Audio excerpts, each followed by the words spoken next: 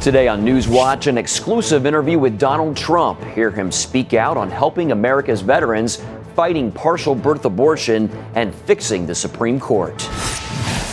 Plus, Venezuela on the brink as the nation reels from devastating food shortages. The Congress is finally standing up to its socialist tyrant. And romance, tragedy, and new life. Why this film is being compared to a Nicholas Sparks movie for a Christian audience.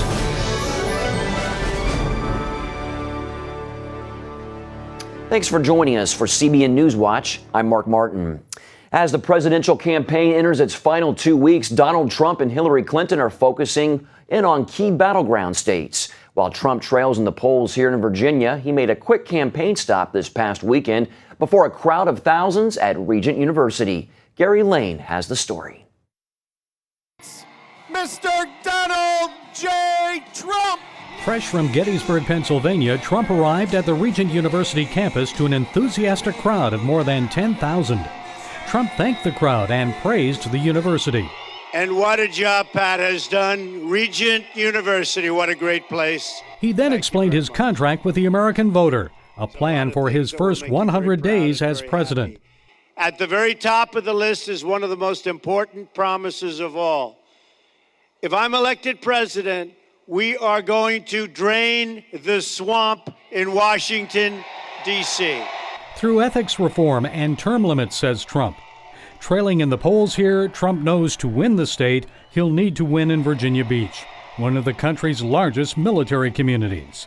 He's also counting on evangelicals to turn out the vote. One of the greatest privileges of my journey has been the time I've spent with the evangelical community and the people of faith across our nation. There are no more decent, devoted, and selfless people than our Christian brothers and sisters here in the United States. He talked about cutting taxes, restoring jobs, cracking down on illegal immigration, and rebuilding American defense, a movement to make America win again. He said a big part of winning is safeguarding religious liberty. Our religious liberty is being trampled on, and we can't let that happen. We will make America strong again. We will make America safe again. And we will make America great again. God bless you. Thank you, everybody. So with only 2 weeks left until the election, Donald Trump returns to Virginia, rallying the troops, speaking to military families, evangelicals, and veterans, reminding them that they need to get out and vote if the movement is to continue. Gary Lane, CBN News, Virginia Beach. Many in the news media are predicting Donald Trump will lose the woman vote in this election because of the way he has spoken about women and because of the accusations of sexual abuse made against him. But Trump tells CBN News his business record with women shows he has treated them as equals, breaking new ground by entrusting a woman to oversee a major building project. Well, I had the first woman supervisor, and I was very proud of that. Yeah. You're right, I don't get very much credit for it, but they don't like to mention that. But I've had many, many women in top positions, and I'm very proud of it. I think I was sort of one of the first, certainly very early on. And, it's something that is so great. And they did such a great job. Today, you'll have women in charge, and they do a fantastic job. I have women today. You were the first. I think I was the first, certainly of a major building in New York City, absolutely. Trump says he plans to include women in his cabinet and in key posts in his administration. We'll have much more of that exclusive, wide-ranging interview with Donald Trump later in our show, so please stay with us. In other news, Iraqi special forces are shelling ISIS areas near Mosul in the new ongoing operation to retake Iraq's second-largest city. Backed by more than 100 U.S. troops providing ground and air support, Iraqi forces took back Bartella, a Christian town 15 miles east of Mosul, and Kurdish Peshmerga fighters pushed out ISIS from several villages. The Mosul operation overall includes more than 25,000 Iraqi troops, Kurdish fighters, Sunni fighters, and Shiite militias working together. Reports say it could take weeks or even months to drive out the Islamic State from Mosul, which is home to more than 1 million people. After years of teetering toward collapse, a showdown is looming in Venezuela. The Congress there has declared that the government staged a coup when it blocked a drive to recall the president. Dale Hurd has that story. Lawmakers are vowing to put President Nicolas Maduro on trial after a court that is friendly to Maduro suspended their referendum campaign to remove the unpopular president. An opposition leader says Venezuela's Congress is now in open rebellion after a majority of its members voted that the court decision constituted a coup with government participation. Amid severe shortages of food and pretty much everything else and the world's highest inflation, Venezuela is a country in crisis, reaping the fruits of socialist control. And polls suggest as much as 80% of voters want Maduro gone this year. This protester says, "I have a 17-year-old son. I want my child to leave the country. I don't want him to be here. I'm afraid every time he goes out. That's why I'm here. I can't take it anymore." This woman says, "We're tired of this. We want freedom." Experts believe legal action against the president would likely fail because Maduro, a protege and vice president of the late Hugo Chavez, controls the courts. Venezuela's Congress has asked the international community to step in to, quote, protect the people's right to democracy by any means necessary. Both the United States and the Organization of American States have condemned the Maduro government's move to squash the recall referendum. Opposition leaders have pledged to build pressure in the streets, starting with a nationwide protest Wednesday called The Taking of Venezuela. Dale Hurd, CBN News. France is moving more than 6,000 migrants, destroying the camp where they once lived. The camp, also known as the Jungle, holds thousands of migrants who are seeking to get to Britain. The mass evacuation on Monday included lines of migrants making their way to reception centers in the French port city of Calais to apply for asylum. The unofficial camp received almost no state help the past 18 months of its existence.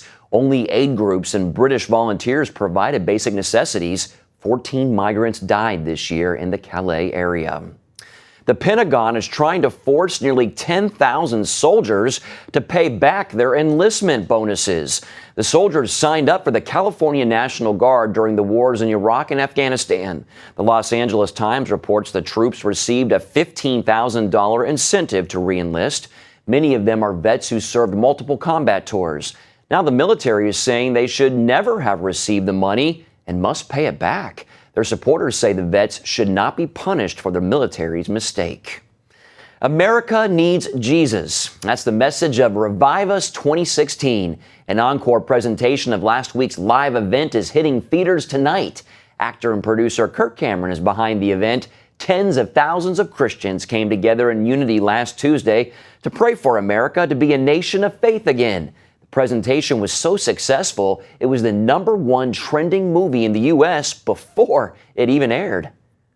But we've been praying that God would bless Revive Us, and we had so many people come out. Many of the theaters were actually sold out. My wife and kids couldn't even go see it on Tuesday night live in the theaters because the theaters were sold out. That's great. Well, once again, the encore presentation of Revive Us is tonight. Check theater listings for start times in your area. Coming up, an exclusive interview with Donald Trump, what the Republican candidate told CBN's founder with just 2 weeks to go in the race for the White House.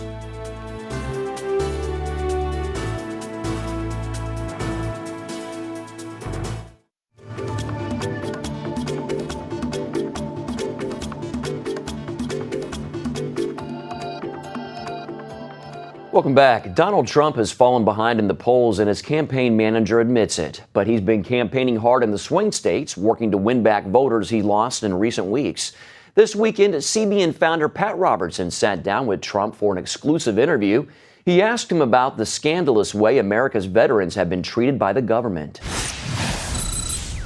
One of the worst run enterprises. You take a look, what's happening with the veterans is so sad. And we're working with the veterans very closely.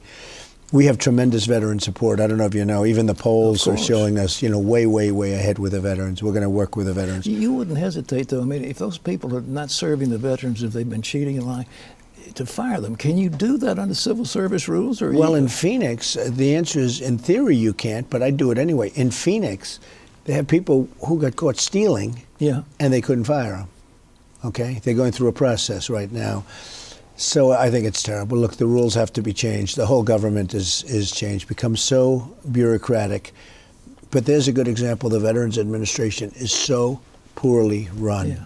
Well, and with us, it'll we've change. got to change the civil service laws in some fashion so that you reward ability and punish insufficient activity. You know. But that'll happen, Pat. That'll happen. I might say I was reading an article in the Wall Street Journal.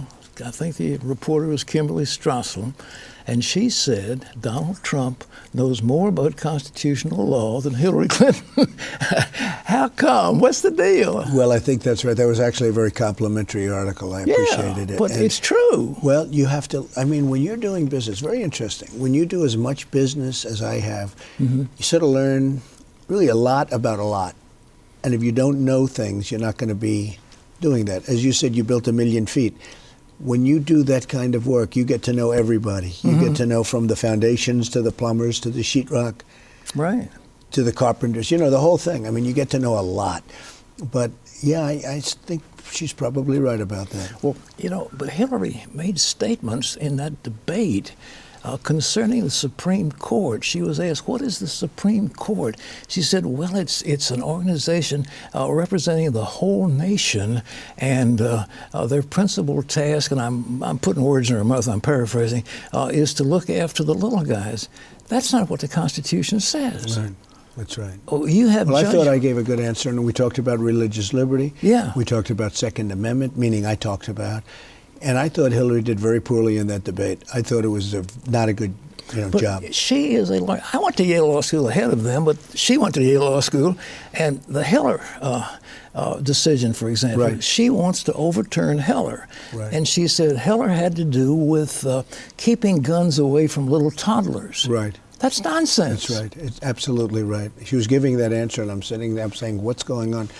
Look, Hillary, I don't want to say overrated. Why should I say anybody's overrated? But Hillary would do a poor job as president. If you look at the job she's done for our country, if you look at the Middle East and the disaster that is, if you look at New York State, where she was a senator and she was going to bring jobs back to upstate New York, take a look at what happened. It was a disaster.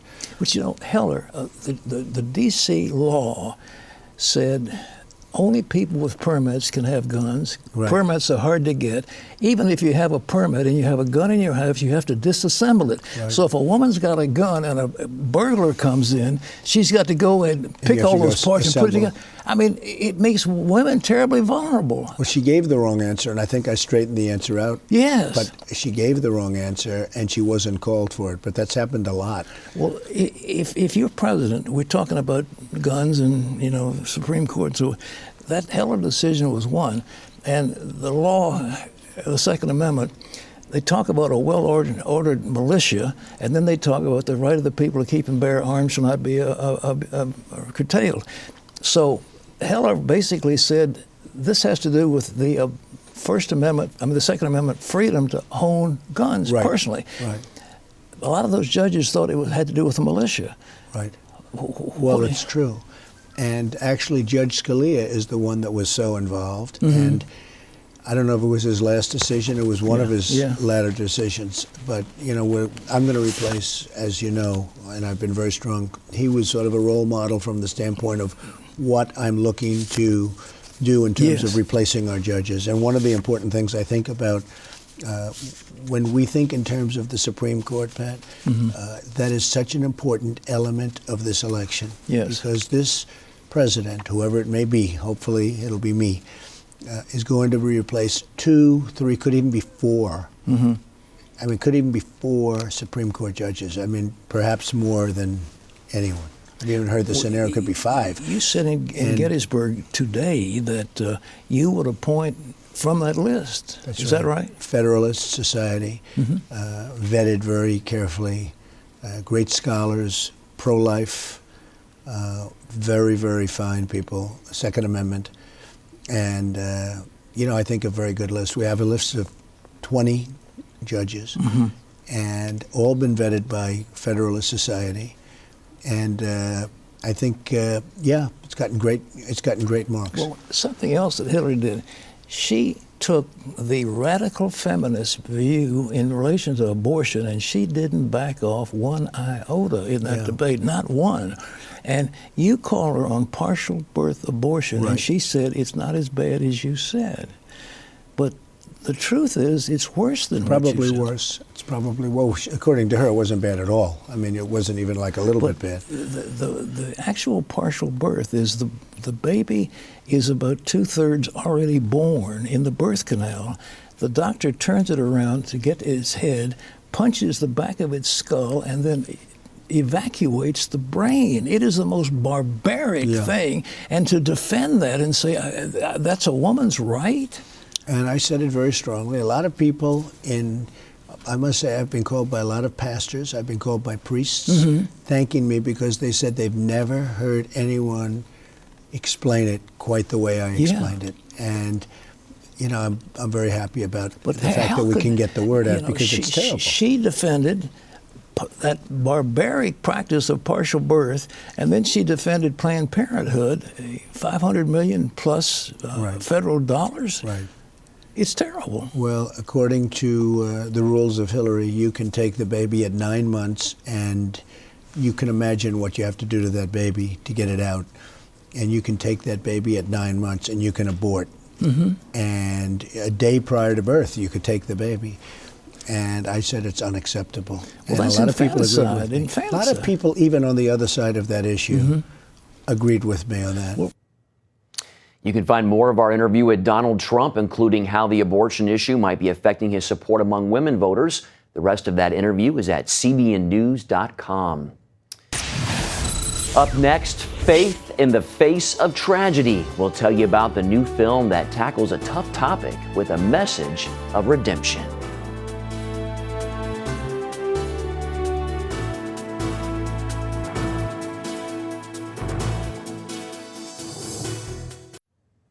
Thanks for sticking around. A new faith-based film starring Aaron Bethea, who gained fame from the movie Fireproof, is tackling a tough theme, faith and tragedy. The movie is called New Life. Wendy Griffith sat down with Bethea to talk about her latest project and why she even shaved her head for the role. Remember Aaron Bethea? He has fixed me coffee, bought me these pitiful little flowers, and just now called just to see if I'm doing okay. Bethea made her feature film debut in Fireproof, where she played a neglected wife opposite Kirk Cameron in the 2008 box office surprise hit.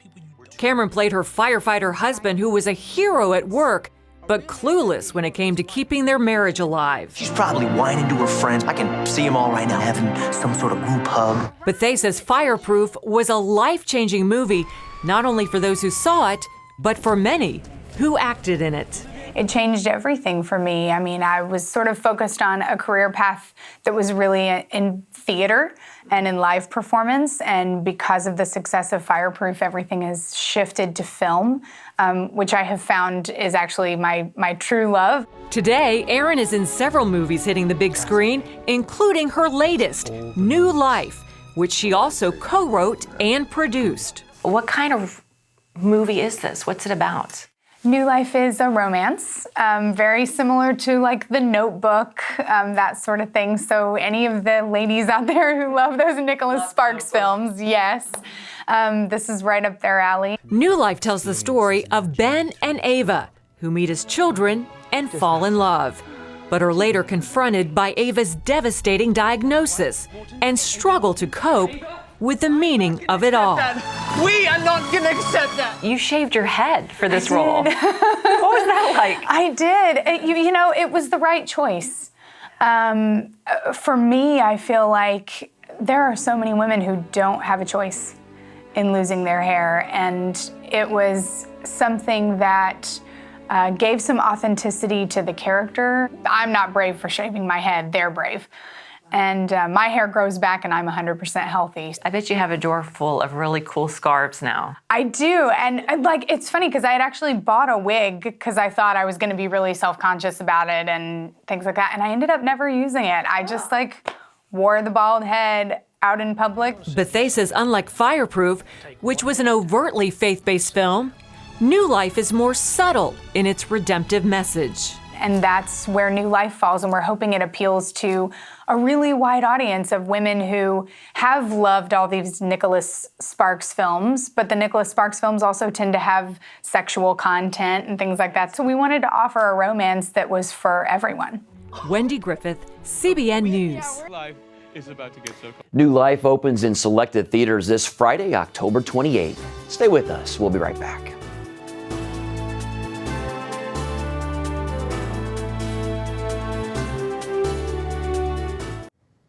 Finally today, Operation Blessing is still in North Carolina and Virginia, helping people recover from the damage caused by Hurricane Matthew. 78-year-old Helen Mooten and her disabled grandson were able to get to higher ground when Matthew hit, but their home was submerged in almost 3 feet of water. Operation Blessing helped Helen remove damaged debris from her home. This woman of faith thanked OB for their help and said that if it weren't for the grace of God, I would be falling apart. Amen. Operation Blessing needs volunteers in the Fayetteville, North Carolina area, and you can find out how you can help by going to ob.org. That's it for now on CBN NewsWatch. You can find more of our exclusive coverage of the issues you care most about at cbnnews.com. And tell us what you think about the stories you've seen here. You can do that on Facebook, Twitter, and Instagram. Hope you'll join us next time.